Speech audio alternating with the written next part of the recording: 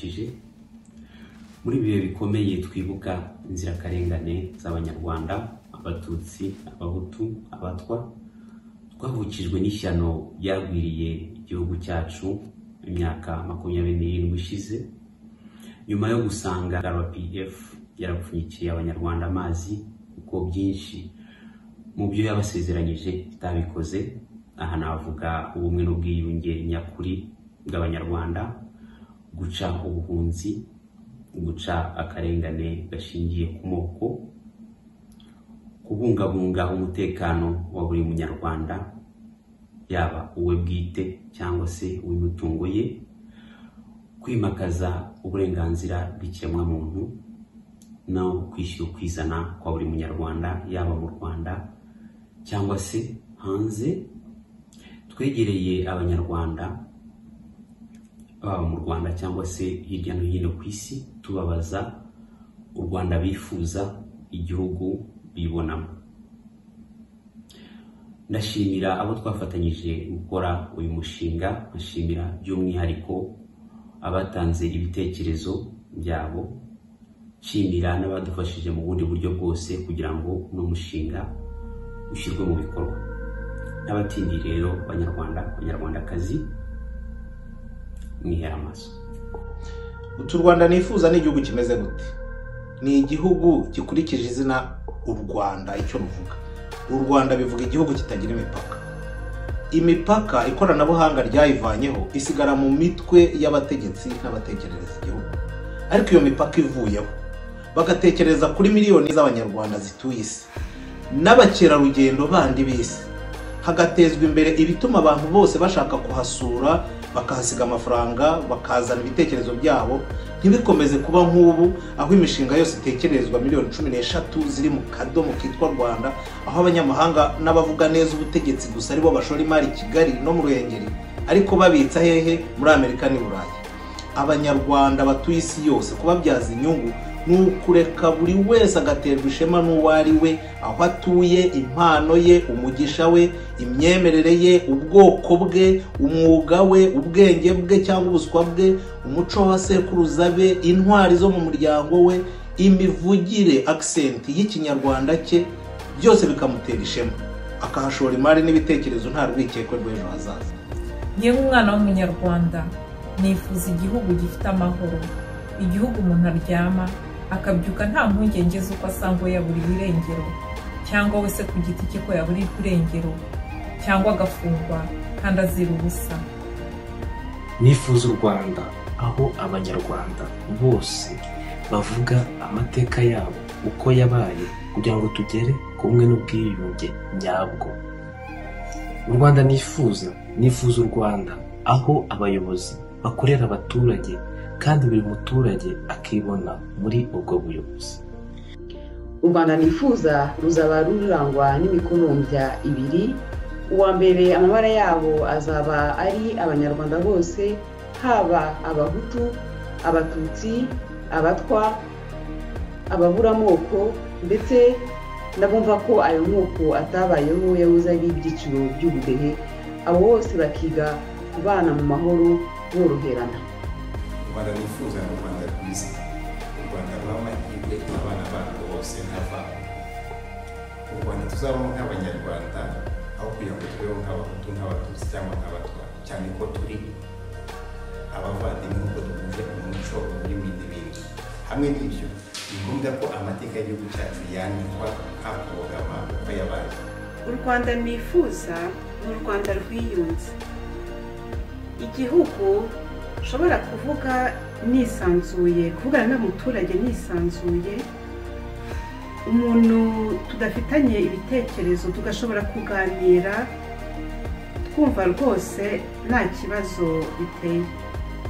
Nifuza u Rwanda ruzira umwiryane, aho umuhutu, umutwa ndetse n'umututsi babana nta rwikekwe hagati yabo.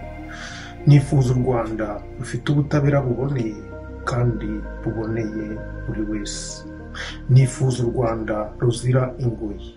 Nifuza igihugu umunyarwanda wese w'ubwoko bwose ashobora kugira indoto.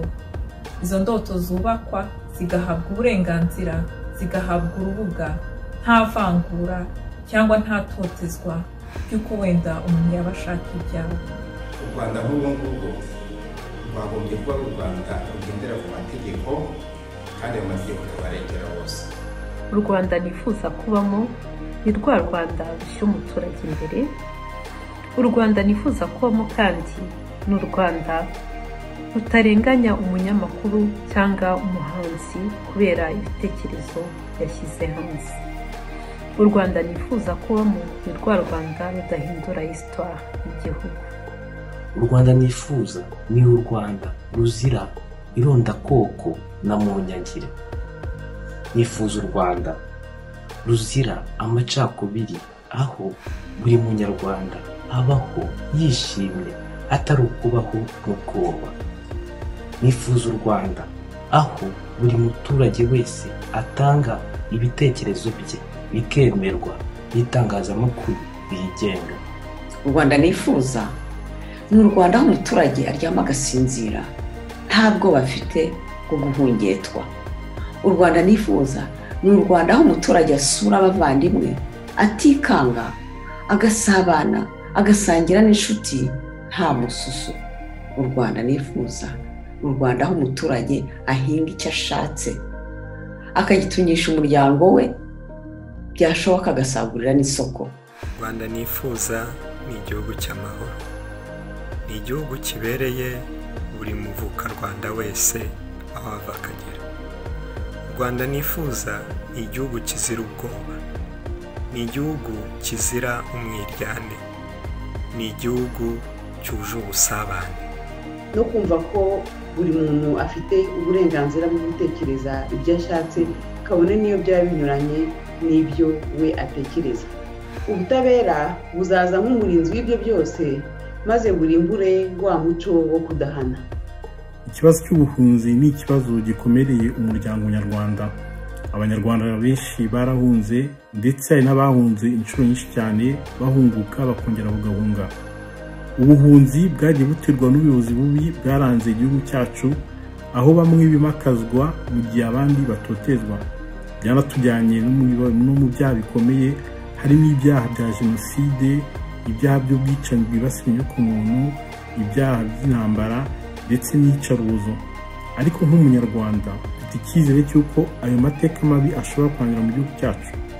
Kandi u Rwanda nifuza kubamo ni rwa Rwanda twese abanyarwanda, abatutsi, abahutu n'abatwa, tukicara tukaririmba ubumwe n'amahoro. Nifuza u Rwanda rudahoza urwikekwe ku baturage barwo, by'umwihariko amapingu ku bari n'abategarugori. Nifuza u Rwanda rudahiga bukware abaturage barwo baruhunze ngo bicwe cyangwa bashimutwe. U Rwanda nifuza ni u Rwanda rwubaha itegeko nshinga. U Rwanda nifuza ni u Rwanda rugendera ku mahame n'indangagaciro ya demokarasi. U Rwanda nifuza ni u Rwanda rutagira impunzi mu gihe turi mu bihe by'amahoro. U Rwanda nifuza ni u Rwanda ruzira ivangura iryo ari ryo ryose. Haba ivangura rishingiye ku bwoko, haba umuhutu, haba umutwa, haba umututsi. U Rwanda nifuza ni urutavangura uwo ari we wese. U Rwanda nifuza ni urutabuza abantu kuvuga ibitekerezo byabo uko babyumva, bibe ibitekerezo bya politike, bibe ibitekerezo by'imibereho muri rusange. U Rwanda nifuza ni u Rwanda rurimo abanyarwanda bubaha Imana, abanyarwanda batinya Imana. Aho waba usengera hose, haba ari kwa shehe cyangwa kwa padiri, Imana yaduhaye itegeko ry'urukundo. U Rwanda nk'igihugu gikennye, numva nta kindi cyadukura mu bukene usibye akazi, usibye umurimo mwiza. Rero nifuza ko uburezi bwacu bugera ku rwego rw'uko umwana wicaye ku ntebe y'ishuri ahagurukanaho ubumenyi ngiro bumuhesha akazi aho ariho hose ku isi. Nifuza igihugu gifite ubutabera burenganura abaturage aho kugira ngo bubarenganye. Nifuza igihugu icyo ko turi nyabutatu, gahutu, gatwa na gatutsi, tubana mu mahoro, dushyikirana, dushyingirana. u Rwanda nifuza ni uruha abanyarwanda ukwishyira ukizana mu gihugu cyabo, ntibabeho mu bwoba. u Rwanda nifuza ni u Rwanda rutuma tubaho twisanzuye mu buryo bwose bushoboka nta bwoba. u Rwanda nifuza ni u Rwanda rw'abahanzi n'abahanuzi nka Kizito Mihigo, dutega amatwi twiyubaka kandi twubaka urwatubyaye. u Rwanda nifuza ni u Rwanda aho buri muntu wese ashobora kuvuga ku bitagenda mu gihugu ntabizire. Abanyarwanda dufite ingeso y'uko dushaka ko twese twumva ibintu kimwe, icyampa umuco ugacika, tukamenya ko abantu bamwe bafite uko batekereza, abandi bakagira uko batekereza, ariko abo bose ari abantu. Uvuze icyo tutemera tudakunze, tukagira umutima wo kumworohera, kumwumva no kumwakira kuko ni mwene wacu. u Rwanda nifuza kubamo ni rwa Rwanda rwemerera ko abanyarwanda bose bafite ibikomere, ko nta bwoko buruta ubundi, ko nta maraso aruta ayandi, kandi ko nta mupfu uruta undi. kugira ngo bigerweho ni uko habaho impinduka, ariko impinduka zifite imizi ikomeye. Ikintu cya mbere twashyira imbere ni ukubaha ikiremwamuntu, ndi umuntu ikabanziriza ibintu byose, kandi tugashyira imbere ubutabera. uwakoreye ikosa akarenganurwa, uwakoze ikosa nawe kandi akagororwa, akagarurwa mu muryango nyarwanda. u Rwanda nifuza ni igihugu nshobora kuvuga amateka yanjye nta bwoba mfite yuko bampohoteza kubera ibyo naba navuze cyangwa aho nkomoka. u Rwanda nifuza ni igihugu cyubahiriza amategeko, aho buri wese ashobora kubona ubutabera. si u Rwanda rwuzuye ibigina bireshya urwanaga, nyamara ubwenge bukibabunganya umwanana cyangwa imyenge y'ikinyagu. u Rwanda nyotewe naho itandukaniro ryacu ritubera urugera n'imbarutso yo kuzuzanya no kubahana. aho si u Rwanda nyotewe ntago ari urungubu rwabaye urwenya bazi bose nk'umwenya, nyamara badasiba kuduha urw'amenyo, aho mu murwa umweyo uvuza ubuhuha, nyamara imitima yuzuye umwanda. nifuza igihugu cyacu cy'u Rwanda ko kiba igihugu kigendera ku mategeko, abaturarwanda twese n'abanyarwanda aho bari hose bakabona uburenganzira bwabo, igihugu kidatandukanye imfubyi, gitandukanye imirambo, gitandukanye abapfakazi, igihugu cy'ubutabera uwahutajwe kigahana uwahutaje. nifuza mu Rwanda ubuyobozi bufite gahunda nyayo y'ubwiyunge nyakuri, aho kuvangura abapfuye ngo mu gihe cyo kwibuka cya jenoside twibuke gusa abishwe n'interahamwe, ariko hakaba hatishobora kwibukwa abishwe n'inkotanyi, kandi nabo ari umubare mwinshi cyane ufite abaharokokeye n'ubu badashobora guhabwa ijambo. ndakomeza gushimira abadufashije muri iki gikorwa cyiza cyo gukomeza tuvuga u Rwanda twifuza, bose baturutse mu mpande zose z'abanyarwanda. nanjye rero u Rwanda nifuza ni u Rwanda abana bose b'abanyarwanda biga bakamenya ubwenge kandi bakarerwa neza ntawe ubahohotera. nifuza u Rwanda urubyiruko rukura neza, rugashyigikirwa mu mishinga yarwo, maze rugakora rwisanzuye, aho abanyapolitiki barekera gufungwa. nifuza u Rwanda rwa kanyarwanda, aho abanyarwanda bose bishyira bakizana mu gihugu cyabo. murakoze, murakarama. reka twumve na bagenzi bacu u Rwanda bifuza. nifuza u Rwanda urubyiruko rwiga rukihangira umurimo, rukivana muri situation barimo, rukigenera ejo hazaza. u Rwanda nifuza ni u Rwanda umunyarwanda wese ashobora kwizera ko ari burenganurwe n'amategeko, rushingiye ku mategeko, rugendera ku mategeko, uwakosheje agahanwa, n'uwarenganye akarenganurwa. ni igihugu kireshyeshya abana bacyo bose, ni igihugu kirangwamo ituze. u Rwanda nifuza ni u Rwanda buri munyarwanda agenda atikanga mugenzi we, buri munyarwanda agenda atishisha umunyarwanda wese. Ni rwa Rwanda abaturarwanda bose basenyera umugozi umwe. Dukunde mugenzi wacu nk'uko twikunda. Umunsi abanyarwanda twabibashije bizatuma dukorera mugenzi wacu nk'uko natwe twifuza ko badukorera. Bizatuma tugera ku mahoro arambye. Nshaka u Rwanda rw'amahoro n'umutekano, aho uburezi budaheza bufite isoko, aho ubuvuzi ari nk'ubugenge, aho ubutabera atari umugani, aho ubukungu buhawe intebe muri rubanda, aho urukundo atari baringa, aho demokarasi yatse icumbi, icyizere cyo kubaho cyiyongera, bafite umuntu busumba ubunyarwanda, igihugu kitubakiye kuri njombakantu, aho ugena igeno ryawe wowe ubwawe. Umuhanzi Byumvuhore ati aho hantu ni hehe? Hataba abagome ntihaba urugomo, hataba amazimwe n'ishyari, hatuye abareshya ntihaba abakire banga abakene, ntihaba abanyoni ntihaba ikinyoma, ahubwo harangwa n'ubwiza gusa. U Rwanda nifuza ni u Rwanda aho buri mwana wese yiga akigishwa n'umwuga uzatuma yibeshaho. U Rwanda nifuza ni u Rwanda aho umuturage avuga atitangiriye itama.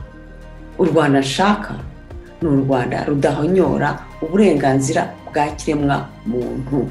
Birabaje kubona abanyarwanda babayeho mu bwoba, birabaje kubona abanyarwanda batakigira igihugu kibarengera, birabaje kubona igihugu cyarabaye nk'akarima k'umuntu umwe n'agatsiko ke, birabaje kubona abana basigaye bishanya n'ababyeyi, ababyeyi bakishanya n'abana, abavandimwe bakishishanya. Birabaje kubona amategeko ariho mu Rwanda aho kugira ngo akoreshwe mu kurengera abantu asigaye akoreshwa mu kubahonyora. U Rwanda nifuza ni u Rwanda twese abanyarwanda twishimye, twishira tukizana, nta bwoba, tutaburirwa irengero, tuticwa, tutazira icyo twavuze cyangwa twatekereje. U Rwanda nifuza ni u Rwanda abahanzi bacu baturimo batubwira, bakadusigira imivugo, bakadusigira ibisigo, bakatwandikira indirimbo n'ibindi bikorwa byiza, ntibaburirwe irengero cyangwa se ngo bicwe. Nifuza igihugu gifite ubuyobozi butavangura imfubyi, abapfakazi, ibimuga, abakire n'abakene ndetse n'urubyiruko rw'igihugu.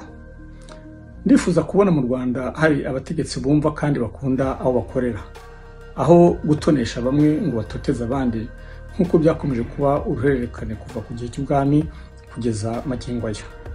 Nifuza kubona u Rwanda rufite ubutegetsi bugendera ku mategeko no ku mahame ya demokarasi, aho buri muturage yishyira akizanira mu gihugu cye, ku mutungo we no mu bitekerezo bye bwite mu gihe atagize undi abangamiye. Igihugu kidacira gupfa umuhanzi wakoze ku nganzo mu buryo abantu badakunda, igihugu cyubaha ibitekerezo bya buri muntu wese. Nge u Rwanda nifuza u Rwanda rw'amahoro, u Rwanda buri muntu wese ushobora kuvuga icyo ashaka nta bwoba bifitiye.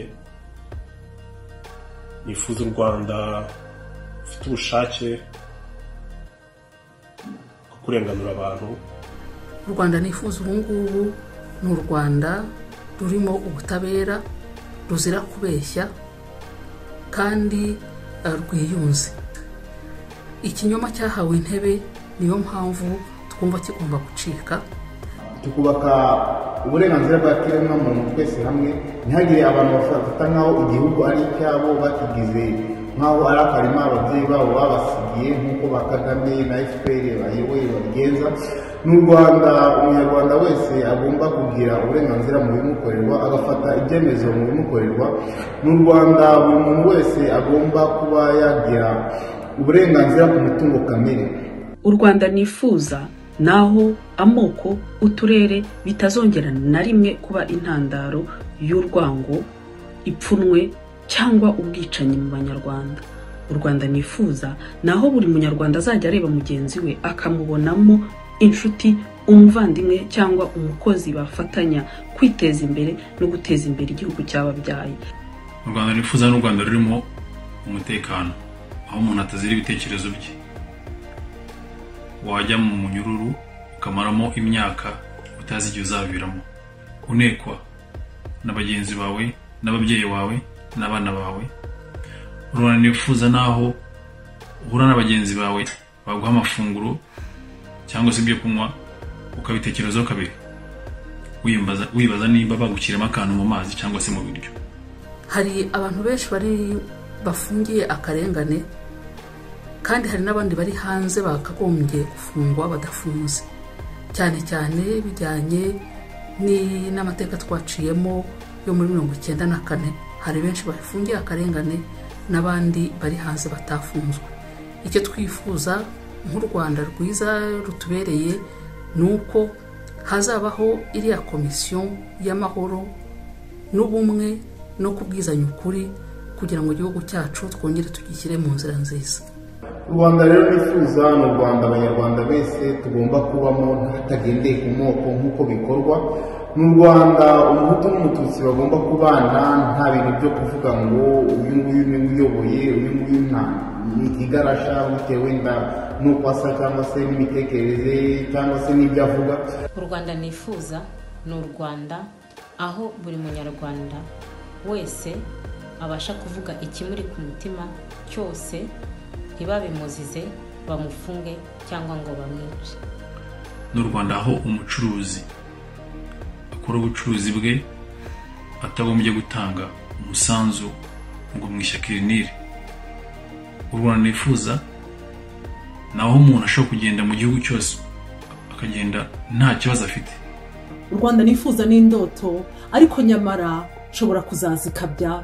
Urwo Rwanda ni rwa Rwanda rureka bamusaba hati bakaba bari bo, ndetse nabani y'umugabo banyabwenge bose Kizito Mihigo yari kuba kiturimo. Urwo Rwanda rwari kuba rwararetse Victor Ingabire akaba yicaye byibura mu nteko. Urwo Rwanda ntabwo rwari kuba rutuma Dewo Mushayidi ahamye mu gihome.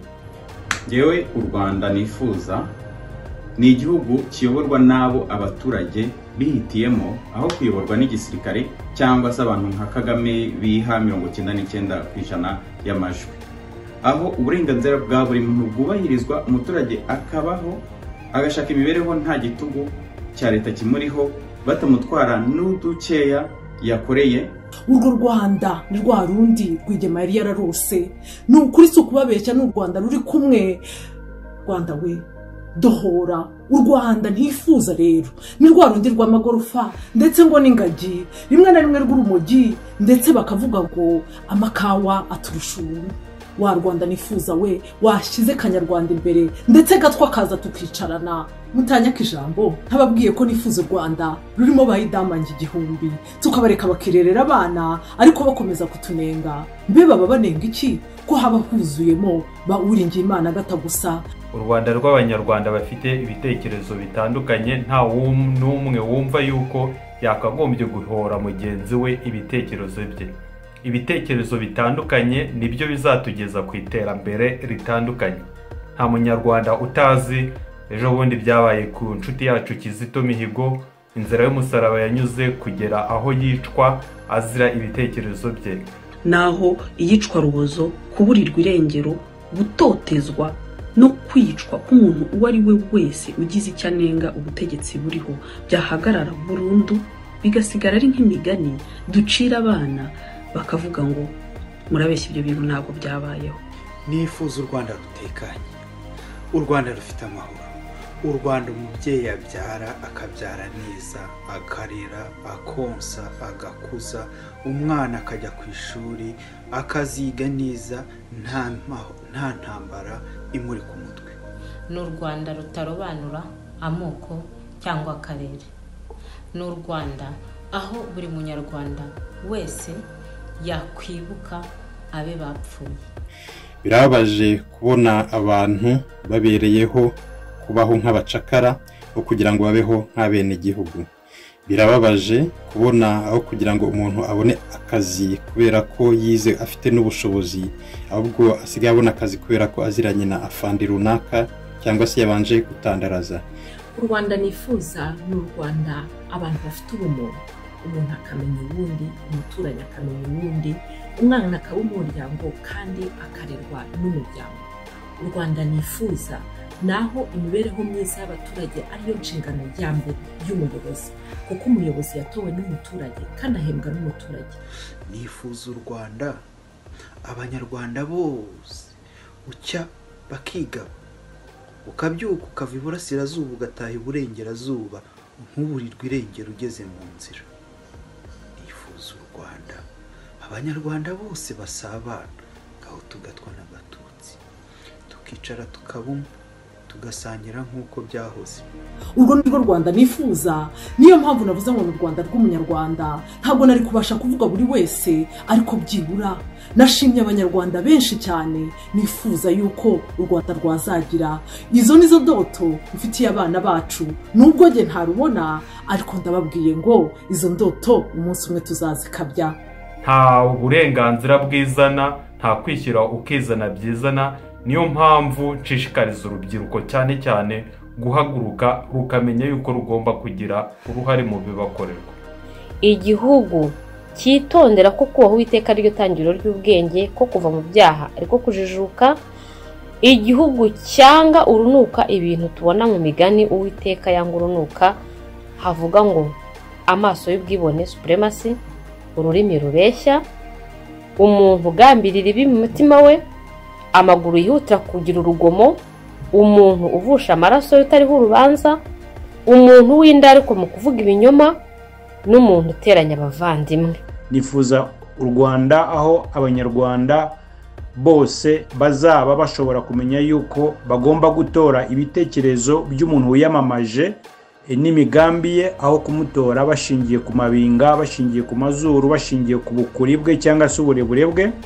Nifuza u Rwanda aho kwibuka kw'abacu baguye muri jenoside n'ahandi hose hirya no hino byakorwa bibanje kumvikanwaho n'abanyarwanda muri rusange, atari igikorwa kigizwe umwihariko w'ishyaka cyangwa se agatsiko k'abanyepolitiki kaba karabigizemo uruhare, kagize uruhare muri ubwo bwicanyi, muri iyo jenoside, nk'akari ku butegetsi umunsi gakuruwe na Paul Kagame. Nagira ngo nanashimire byimazeyo abo twifatanyije gutegura uyu mushinga, iki gikorwa.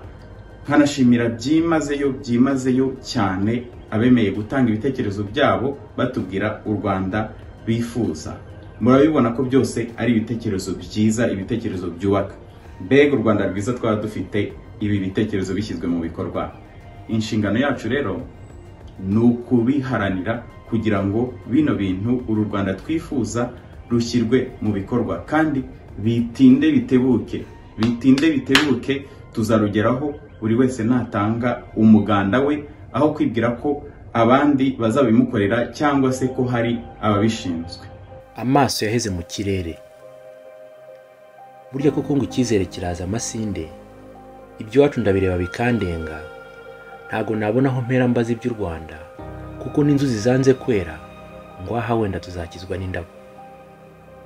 Kuva mu buto bwanjye dore ndategereje, dore ko navutse mu bihe bikomeye, hahandi umwana arera nyina ntiyumve. Nakuze numva ngo amahoro azaza, iminsi irahita indi igataha nta gihinduka. Uko imyaka yicuma nigira hejuru, ibyo mbona biguma kundenga. Nabaza abakuru ngo si ibi ni ibiki, n'abakambwira ko batabyumva, kuko intsinzi yavugaga amahoro.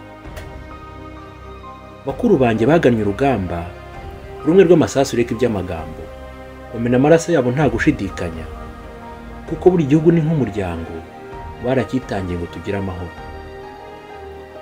Uko kwibohoza njye narakubuze, mu bitekerezo ndetse no mu bikorwa turafunzwe.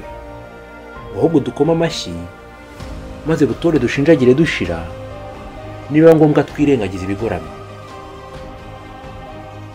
Ngo ni umufungure be hirya, kuniganwa ijambo byabaye umuco, ngo aha nuvuga ntumenye ikigukubise, niba ugira ngo ndakabya uzabaza idamange na bahati.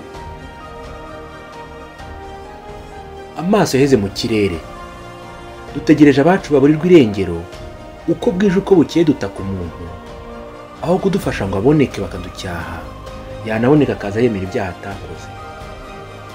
Amaso yaheze mu kirere, dutegereje ubumwe n'ubwiyunge mu banyarwanda, ariko aho kwiyunga turushaho gutana, usibye ko noneho batari amoko dutanywa n'inda yo gatsindwa. Amaso yaheze mu kirere, dutegereje ubuyobozi bwumva abaturage. Ese ko mudukubita n'inka zarabiretse, ubwo tuzabizera dushingiye hehe? Muduhe agahenge dutora agatotsi. Amaso yaheze mu kirere, dutegereje ubutabera bwunga, imanza zicibwe nta buriganya, abafunzwe bagira umutekano, ntabure ubuzima mu maherere. Amaso yaheze mu kirere, dutegereje igihugu kirimo ubutabera, dutegereje igihugu kirimo umutekano, dutegereje igihugu kirimo amahoro, ukwishyira ukizana bikubaho. Ese ko mutubuza amahoro mu rwatubyaye, aho ntimwifuza ko tuganiye ishyamba?